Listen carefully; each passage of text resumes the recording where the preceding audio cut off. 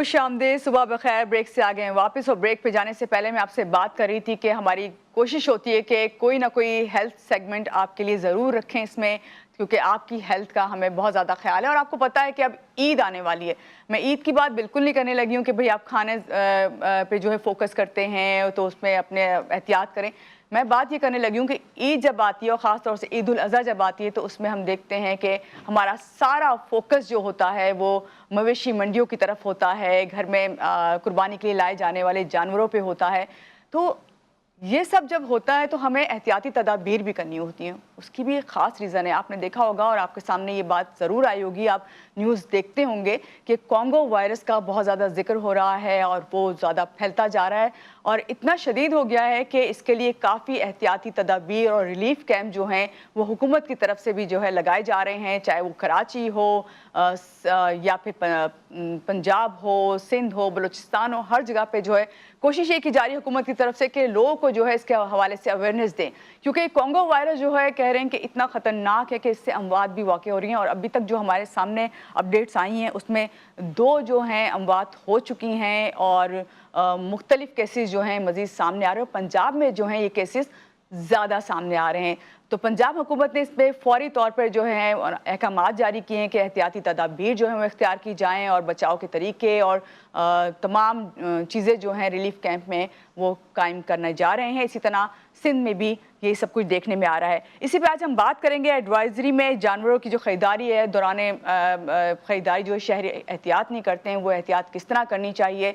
और बात करने के लिए हमारे साथ जो गेस्ट हैं उनसे मैं आपको पहले तारुफ करवाऊंगी। हमारे साथ इस वक्त मौजूद हैं doctor Umair Rahman, medical officer हैं Jinnah hospital, general practitioners care clinic. इनसे मिलते हैं और जानते हैं कि भाई आखिर ये जो इतनी हाइप क्रिएट हुई हुई है, जाहिर बात है अमवात हो रही हैं तो सब लोग जो हैं वो पैनिक में हैं, इसकी क्या रीज़न है। अस्सलाम वालेकुम डॉक्टर उमैर, कैसे हैं आप? अल्लाह का शुक्र। पहले तो बहुत शुक्रिया आपका कि आपने हमें ज्वाइन किया और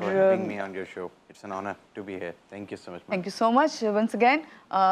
डॉक्टर उमैर, मैंने काफ़ी तवील जो है इस वक्त बात करने की कोशिश की और लोगों को समझाने की कोशिश की।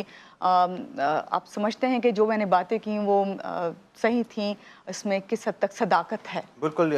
इस वक्त कॉन्गो वायरस एक हॉट टॉपिक है जी। न्यूज़ में, हॉस्पिटल्स में और क्लिनिक्स में।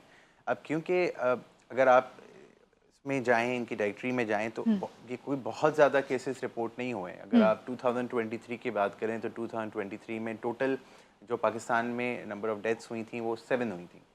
2024 में अब तक 2 लोग पंजाब में इस बीमारी से अपनी जान खो बैठे हैं और 3 से 4 अफरादों का जो है वो पता चला है कि इनको डायग्नोस हुआ हुआ है, जिसमें से एक हमारे जिन्ना हॉस्पिटल में ही 2 से 3 दिन पहले डायग्नोस हुआ है इमरजेंसी के थ्रू। अब क्या है, क्योंकि प्रॉब्लम ये है कि ये एक वायरस है जी। वायरस का कोई इलाज वैसे नहीं होता, आप यूजुअली एंटीवायरल दे रहे होते हैं। इसी तरह से कॉन्गो वायरस, जिसको हम क्रीमियन कॉन्गो हेमरेजिक फीवर कहते हैं, अब इसके नाम से ही इसकी तमाम अलामात आपके सामने बिल्कुल बिल्कुल। Crimean Congo mean it's a virus, haemorrhagic mean कि ये एक ब्लडी वायरस है। आपके जिस्म के कान से, नाक से, मुंह से जो शराएं हैं आपकी, वहाँ से खून का छूटना इसकी एक अलामतों में से एक है। और क्योंकि ये फीवर इसमें एक डोमिनेंट सिम्टम है, अगर किसी को भी कॉन्गो वायरस डायग्नोस होता है तो उसको ये फील नहीं होता कि मुझे कोई बहुत ख़तरनाक बीमारी, बिकॉज सिम्टम्स सारे वही होते हैं जो नॉर्मल वायरल फीवर के होते हैं। कि उसको शदीद बुखार होगा, जिस्म उसका टूटता रहेगा। और आई थिंक यही सिम्टम्स, अब हम कभी आपने नोट किया हो कि सर्दी से गर्मी की तरफ जाते हैं, वेदर चेंज होता है तो हम अक्सर कहते हैं कि 2 दिन से मुझे बुखार चढ़ा हुआ था और मेरा जिस्म टूट रहा था जी। और इतना कि मुझे लग रहा है मुझे कोई वायरल हो गया है। तो बेसिकली वही अलामात आपको इसमें मिलेंगे। मगर हाँ, जब ये बीमारी बढ़ती रहती है आगे, इसका टाइम ड्यूरेशन चलता रहता है, इंक्यूबेशन पीरियड इसका बढ़ता रहता है, तो फिर इसके सिम्टम्स वर्स होते रहते हैं। फिर इसमें यह है कि शराहों से खून आना, बहुत हद से ज़्यादा कमज़ोरी होना, हेडेक इसमें बहुत डोमिनेंट सिम्टम है। हेडेक जो है यूजुअली माइग्रेन में आपने देखा होगा कि सिर्फ आपके जो एक साइड है वो अफेक्ट हो रही होती है, इसमें पूरे सर में शदीद दर्द जो है वो शुरू हो जाता है। फोटोफोबिया, मतलब जैसे मैं अभी लाइट को देख रहा हूँ और लाइट की मैं इसको बर्दाश्त कर पा रहा हूँ, मगर जब मैं इस तरह की किसी भी लाइट को देखूंगा तो ये फोबिया की शक्ल में आएगा, मैं इसको देखते ही चक्कर खा के ज़मीन पे गिर जाऊँगा। इस तरह की सिम्टम्स जो हैं वो पेशेंट में देखने मिलते हैं। तो अभी तो फ़िलहाल क्योंकि हुकूमत में इसमें बहुत काम कर रही है, आप जैसे चैनल्स जो हैं वो इसके बारे में बड़ा बोल रहे हैं, तो लोगों को एक एहतियात के बारे में बताना बहुत ज़रूरी है। भले बहुत से केसेस रिपोर्ट नहीं हुए, मगर इसी तरह से अगर आप एहतियात ना करेंगे तो फिर वो केसेस बढ़ते रिपोर्ट जाएंगे। होने में टाइम नहीं लगता। सही। अच्छा डॉक्टर उमैर, अभी जिस तरह आपने जितने भी सिम्टम्स बताए हैं, मैं उधर स्क्रीन के उस पार बैठे हुए लोग जो आपको देख रहे हैं, सुन रहे हैं, उनके जहन में मेरी तरह एक सवाल ज़रूर आएगा कि देखिए नॉर्मली डॉक्टर साहब, अभी आपने खुद भी जिक्र किया, जब वेदर चेंज होता है, क्लाइमेट चेंज होता है, तो आपकी तबीयत जो है, कभी ऐसा होता है कि जिस्म टूटने लगता है, बुखार की अलामत होती है, माइग्रेन अक्सर लोगों को रहता है बहुत ज़्यादा, खासतौर से गर्मी में ये शिकायत लोग बहुत करते हैं। तो डॉक्टर उमैर, क्या अगर मुझे लगे कि मेरा जिस्म टूट रहा है, मुझे बुखार चढ़ रहा है या मुझे शिवरिंग हो रही है, ये जो जो आपने सिम्टम्स बताए हैं, तो क्या मुझे ये सोचना चाहिए कि कहीं ये कॉन्गो वायरस तो नहीं, या फिर कॉन्गो वायरस शायद उसी को सिर्फ हो सकता है जो अगर वो इंट्रैक्शन जिसका मवेशी से किसी जानवर से हुआ, जो आजकल हम जाहिर बात है ईद की वजह से हमारे घरों में हैं कुर्बानी के लिए इसको मैं लेके आए दो हम। हिस्सों में आपके क्वेश्चन को डिवाइड करूंगा। पहला हिस्सा तो ये है कि अगर आपको इस तरह की कोई अलामात होते हैं तो क्या आपको शक है कि कॉन्गो हो सकता है या नहीं हो सकता। बिल्कुल आपके शक जायज़ है। प्रॉब्लम इस वक्त पाकिस्तान में ये है कि इसका टेस्ट बड़ा महंगा है कॉन्गो का, और वो सिर्फ 2 जगहों पे हो। कराची में एक, मैं नाम तो नहीं ले रहा, मगर कराची में एक बहुत बड़ा अस्पताल है प्राइवेट, वहाँ पे हो रहा है, और इस्लामाबाद में एक हॉस्पिटल में हो रहा है। इन 2 जगहों के अलावा कहीं इसका टेस्ट नहीं हो रहा, और इसका टेस्ट जो है वो 18,000 टू 22,000 पर पर्सन कॉस्ट कर रहा है, विच इज़ वेरी मच। मतलब एक नॉर्मल आदमी जो पाकिस्तान में नॉर्मल तनख्वाह याफ्ता इंसान है वो तो इसका टेस्ट नहीं कर सकता। जिन्ना में भी हॉस्पिटल में, क्योंकि वो गवर्नमेंट है, वहाँ पे भी जो केसेस रिपोर्ट होते हैं उनको हम टेस्ट नहीं करते, उनके सिम्टम्स के बेसिस पे हम उनको ट्रीट कर रहे होते हैं। तो अगर इस तरह के कोई भी अलामात आपके नाजरीन में से अल्लाह न करे किसी को होते हैं तो सिम्टोमेटिकली इसको वो देखे। अगर सिम्टोमेटिक का मतलब क्या होता है? सिम्टोमेटिक का मतलब ये होता है कि अगर फीवर है तो आप क्या करते हैं? पैरासिटामोल ले लेते हैं। बॉडी एक है तो आप नेप्रोक्सन ले लेते हैं। अगर कहीं अल्लाह ना करे खून की शराहों से खून निकलना कहीं से शुरू हो जाता है, नाक से, मुंह से, कान से, तो फिर आप अपने करीबी अस्पताल में जरूरी है। इसमें एंटीवायरल का भी रोल है, जिसमें रिबाविरिन जो है, रिबाविरिन बहुत पुरानी एंटीवायरल है, उसका भी इसमें रोल है। और वो भी जो अच्छे अस्पताल हैं कराची में, इवन गवर्नमेंट हॉस्पिटल जो हैं, वो भी इसको स्टॉक में रख रहे हैं ताकि अगर अल्लाह न करे इस तरह की कोई सूरत हाल बनती है तो एंटीवायरल का भी इस्तेमाल करें।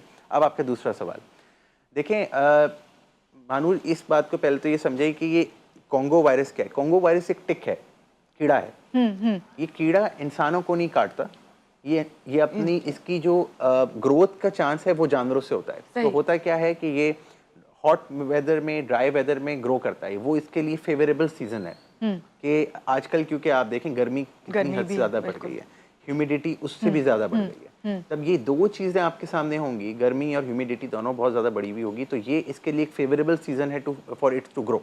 अब होता क्या है कि ये टिक जो है ये जानवरों पे बैठता है, उनका खून चूसता है, खून चूसने के बाद ये एक्टिव हो जाता है।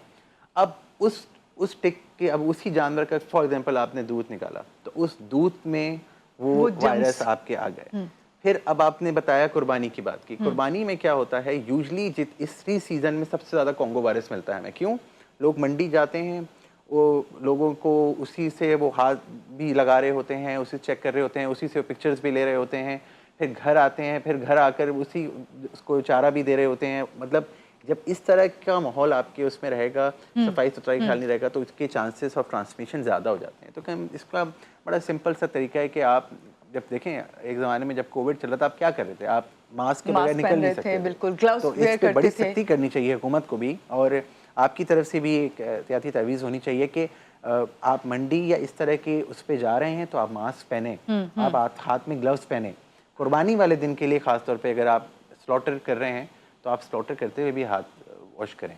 और अब क्योंकि अकॉर्डिंग टू द गाइडलाइंस, जो नाइस गाइडलाइंस हैं, वो जो हमारी डॉक्टर्स की गाइडलाइन, वो तो ये कहती हैं कि आप एनिमल्स को भी स्क्रीन करें। हमारे पास वो फैसिलिटी नहीं है। अगर आप एनिमल्स को स्क्रीन करें तो उससे आपको क्लियर हो जाएगा कि हाँ, कौन सा एनिमल जो है वो इस वायरस से गुजर रहा है और कौन सा नहीं। अगर वो फैसिलिटीज़ क्योंकि नहीं है, तो अब जो best option we have right now इसके आप खुद इस अपने आप को बचाएं, खुद एहतियात करें, ना कि आप दूसरे पे डिपेंडेंट रहें, ना कि हम ब्लेम करें कि गवर्नमेंट हमें नहीं दे रही है, या क्योंकि सबसे पहले आपने खुद अपने आप को बचाना है। तो ये टिक बाइट जिसको हम रिक्सीडो कहते हैं, ये रिक्सीडो टिक बाइट जो होता है, ये पहले जाता है जानवर पे, जानवर से उसका खून चूसता है, वहाँ से ये एक्टिव होता है।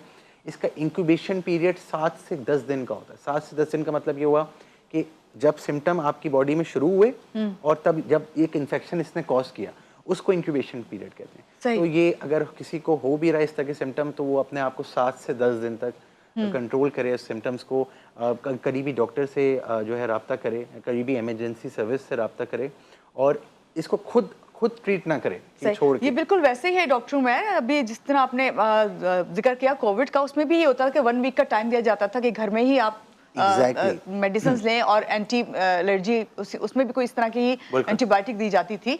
तो इसका भी यही सूरत हाल नज़र आ रही है।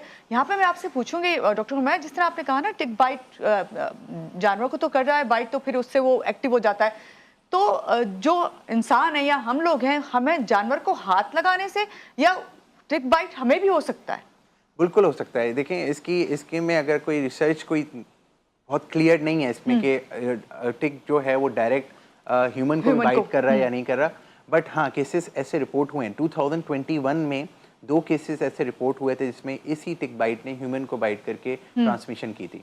हाँ, उसके बाद कोई ऐसी केस स्टडीज नहीं मिली जिसपे ये कंफर्म किया जा सके कि हाँ ये डायरेक्ट ह्यूमन को बाइट करके वो करता है। दूसरी बात, ये हाथ लगाने से नहीं फैलता।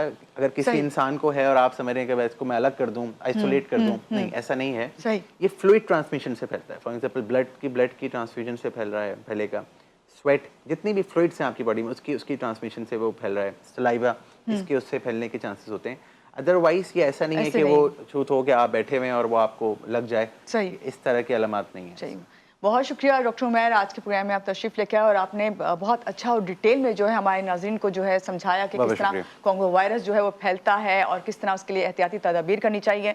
यहाँ पे इसको रैप अप करते हुए इस वाले सेगमेंट को मैं यही कहूँगी कि एहतियाती तदाबीर यही है कि हम यही कहते हैं कि एहतियात जो है वो आप इलाज से बेहतर है, तो एहतियात कीजिए।